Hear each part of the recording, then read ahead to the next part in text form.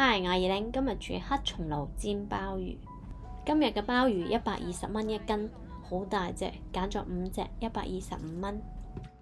鮑魚擦乾淨之後，用個匙羹將啲肉挖出嚟，要小心啲，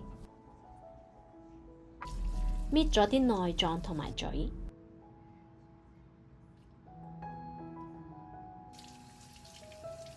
鮑魚殼過一過水，用嚟做裝飾嘅。如果唔係拍片俾你哋睇呢，我係鮑魚殼直接唔要㗎。喺鮑魚肉上面芥花，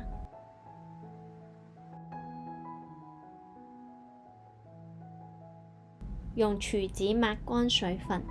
依家開始煎啦，平底鑊擺入牛油，一面煎金黃色，再反煎另外一面。我係咩調味料都冇落㗎。如果驚煎唔熟嘅話呢，最後可以揼啲白葡萄酒。煎好之後就擺入鮑魚殼入面，加入呢個黑松露醬。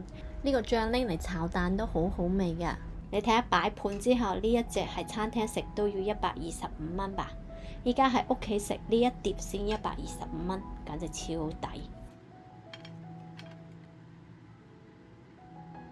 呢種做法簡單，但係真係超好食，每一啖都係肉。喺屋企請朋友食飯時，一攞出呢道餸，大家就會覺得你廚藝超犀利。好啦，我哋下期見啦！